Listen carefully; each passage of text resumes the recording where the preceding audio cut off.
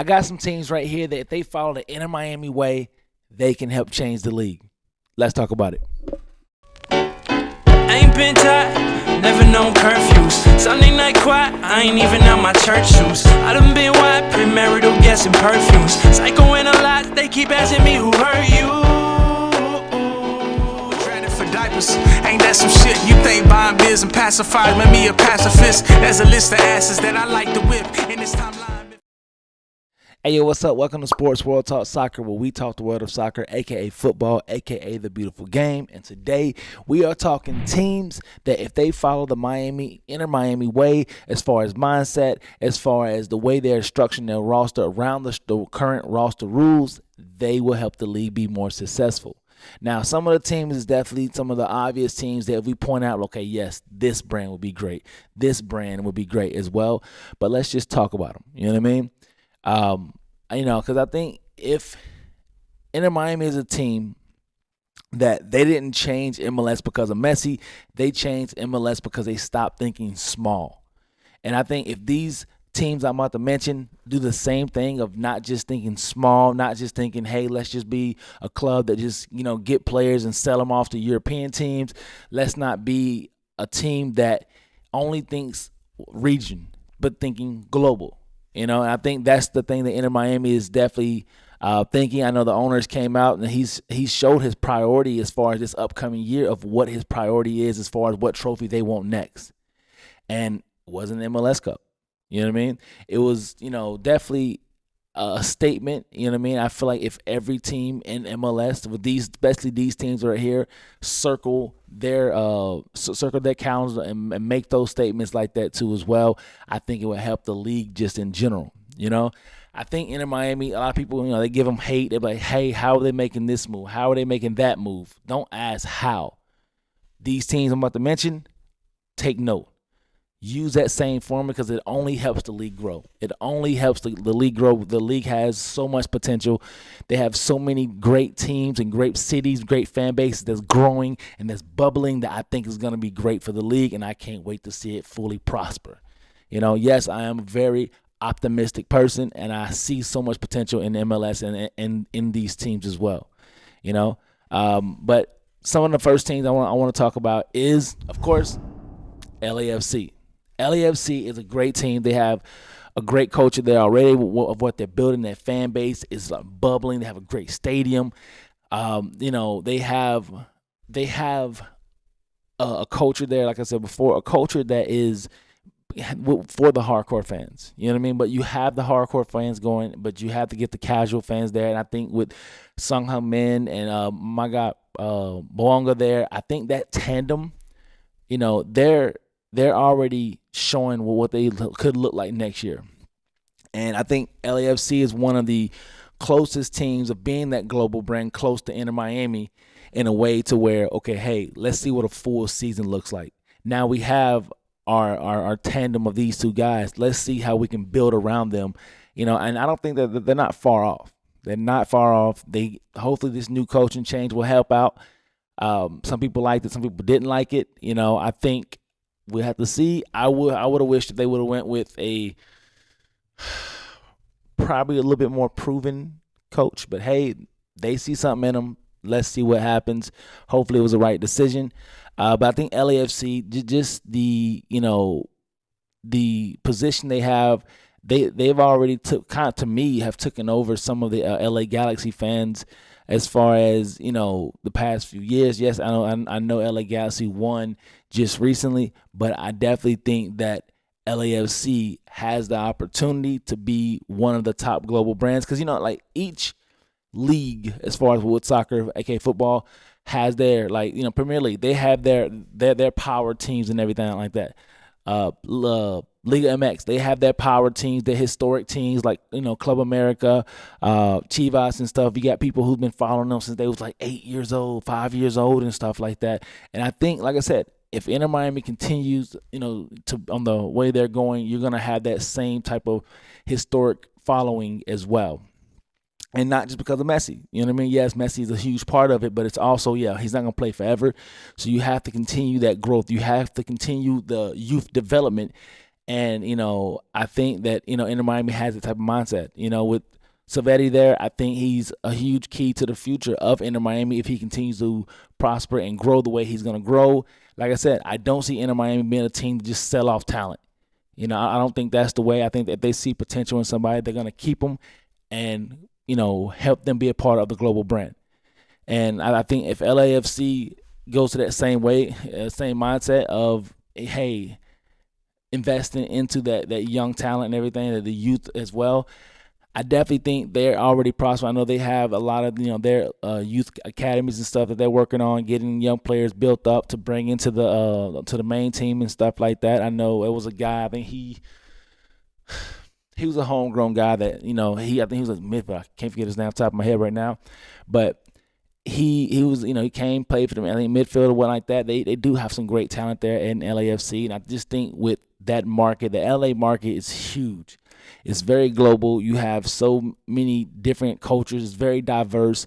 I think that's a great brand to push. If I'm MLS, I'm definitely leaning on that ownership to be like, okay, hey, boom, boom. Which I think is definitely because they seem like they have a great ownership. I know they have like a bunch of owners there too as well.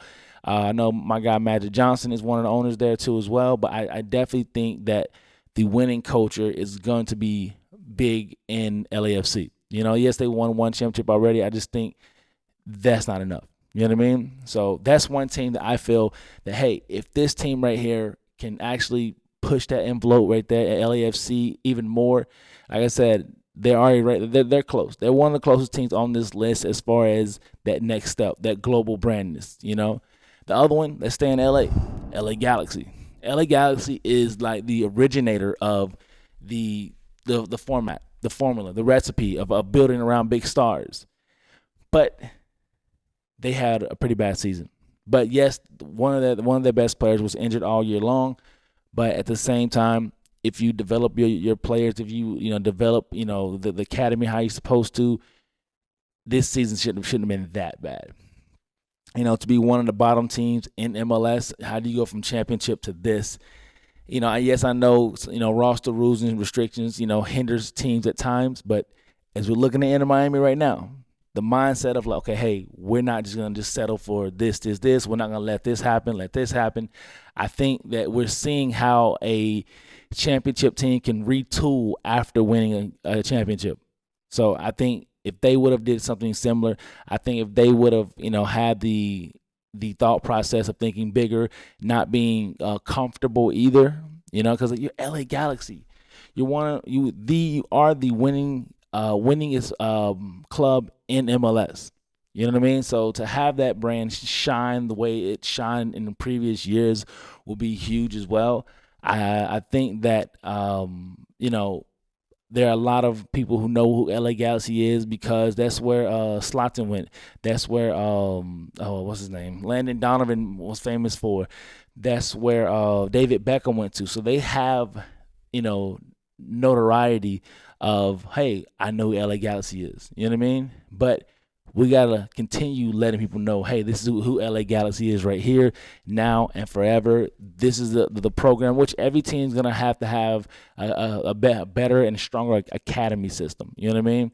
They're going to have that, but it's about getting those name players to where each team, getting big name players, not in their 30s, as far as 35, 36, 37, 30, I know Messi is definitely a big exception, but getting players in their late 20s.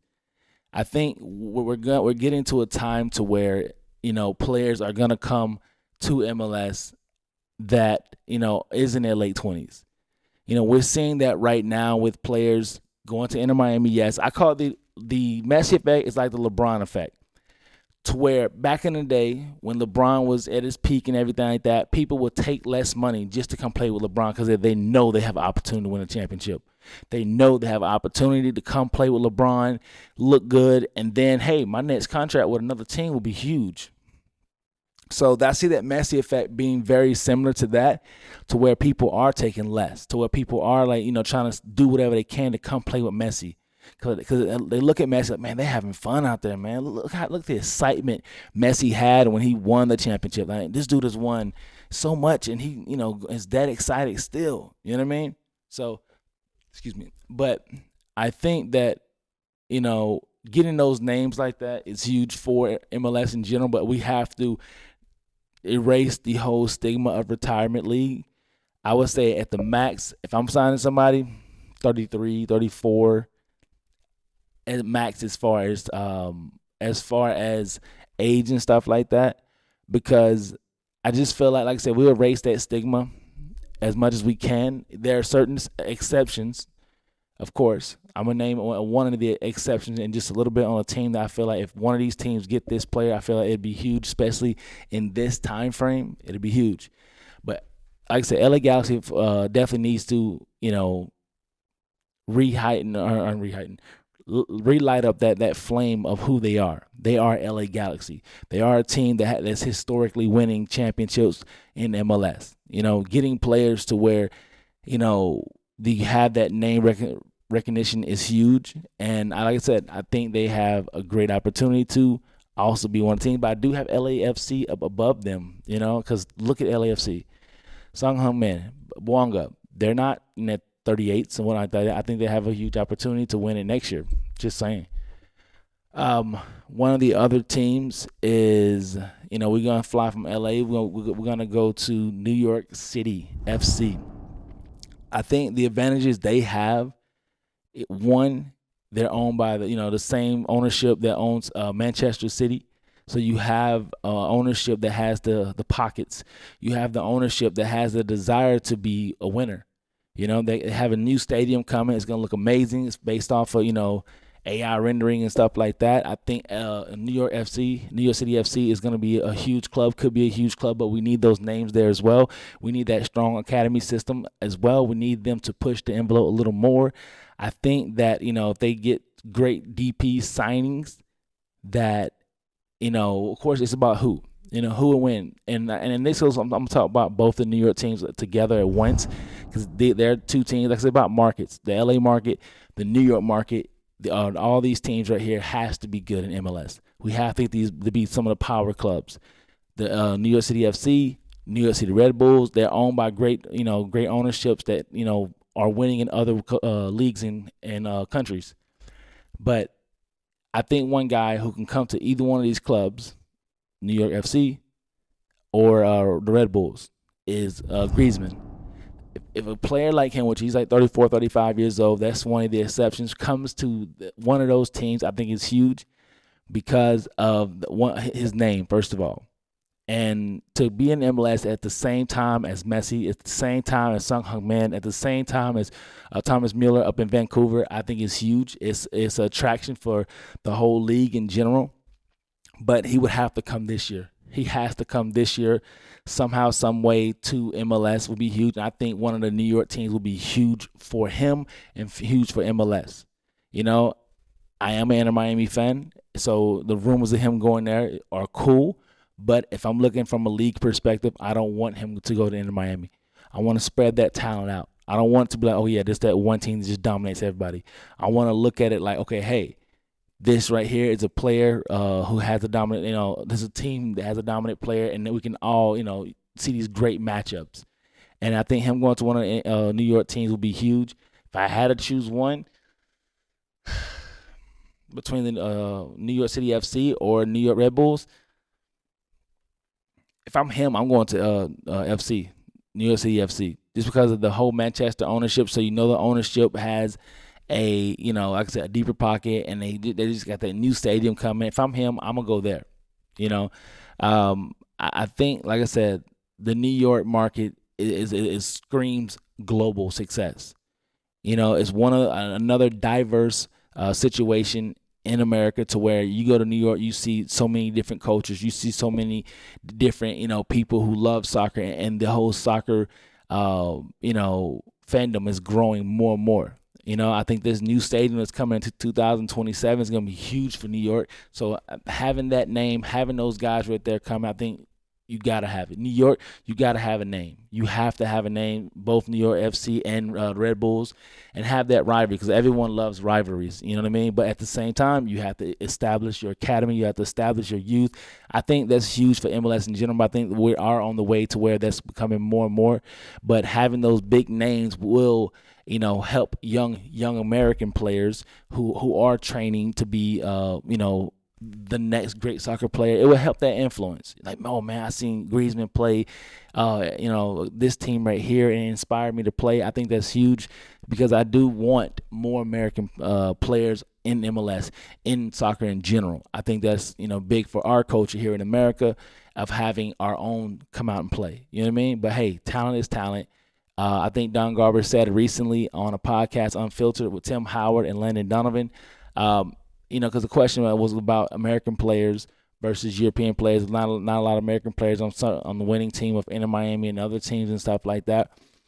It's just, I feel that if we had the names like Messi and other ones 5-10 years ago, it would have helped inspire some of those young guys. You know what I mean? Because, you see people playing soccer, driving down the street and stuff like that, same way how you see people playing football and basketball and stuff like that. I just feel that if we had more names like that, because people look at who inspires them. You know what I mean? It's like, oh man, I was 8 years old. I got to see Messi play for the first time. You know what I mean? It's just to see that, I think will help inspire the youth here in America to where, yes, we will have more players being great from playing soccer and stuff like that. But what Don Garver said, he said people aren't tuning into the Premier League just because they're English players or whatever, Spain players, whatever. They're tuning in because of the game quality, which I agree to that, as well. So with us, it's getting the quality of game better here as well, but having the academies do better so we can train up these American players so the game quality in general will be better as well too. But the both of New York teams are two teams that I feel that can bring dominance to MLS and to the league by thinking global. And with them already having ownership that have other global teams is definitely huge. One other team I'm going to bring back home for this one is Atlanta United. I think Atlanta United is one of the most prosperous teams on this list. I think they have so much potential. They have one of the best stadiums in the whole entire league country. I would put their stadium up against other countries in the Premier League and stuff like that. The Mercedes-Benz Stadium is one of the most beautiful stadiums I've ever seen, and I think the fan base is there. We've seen the energy that Atlanta United brought when they was winning, when they had it going. You know what I mean?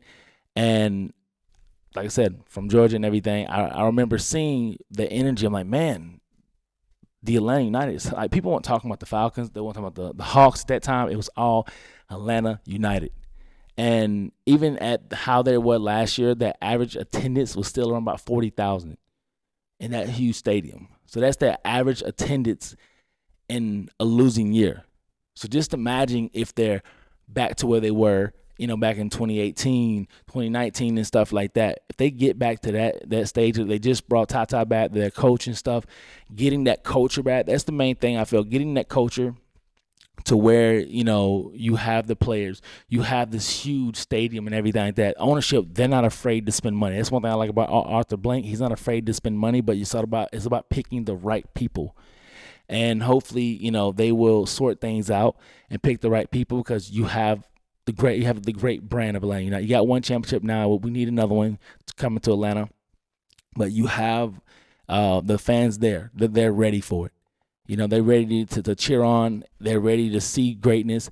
They, like I said, having Atlanta United be a global brand, that's the main thing, the main topic of every single team, thinking big, thinking global. I think that's the main thing, not just thinking, okay, hey, let's be the best American team. No, let's be one of the best teams to where if we go in a Club World Cup, we're busting heads, But Atlanta United is a team to where if they find their identity back, I think Tata can definitely help that because, he's been there before. He's familiar with a lot of stuff going on. It will be huge for the whole league in general. The main thing for me that I want to see the MLS do is going from a selling league to where we're just selling players, get them going. We don't want to do that. No, I want to be a building league to where we're building powerful powerhouse clubs like Inter Miami could be, like like Atlanta United. A lot of these teams right there, we have the fan base, we have the market, we have the culture. We just have to build it more. And a lot of that right there would definitely help out with different roster restrictions, which praying and hoping that it's coming. I have a strong feeling that it's coming. A lot of things about the change in MLS, and I think we're going to see the MLS we've been wanting to see for a long time. Again, people want them to do pro rel. I don't think they're going to do it because they want to be financially structured. I definitely think that they should have a way to where teams get penalized for a bad year because, hey, the fans are paying for this. So some type of penalize should happen. I think, it's a must, but I'm super excited at what's to come. But these are teams right here that I feel if they, follow the Inter Miami way, that it will help the league in general be big. And yes, I would throw Vancouver in there too as well. Cause they got Thomas Miller, and they have a great culture in Vancouver. I hope they find their situation with their stadium and stay in Vancouver. I think that's huge as well. You know what I mean? So I add them to this list because they do have a good culture up there, what it seems like as well. A good team atmosphere. The atmosphere of the stadium looks dope. I want to see more. But y'all, let me know what you think. Am I missing a team? Do you agree with these teams right here being some of the possible clubs who can be powerhouse clubs in MLS? Let me know. Don't forget to like, subscribe, and let's talk about it. There's a list of asses that I like to whip in this timeline.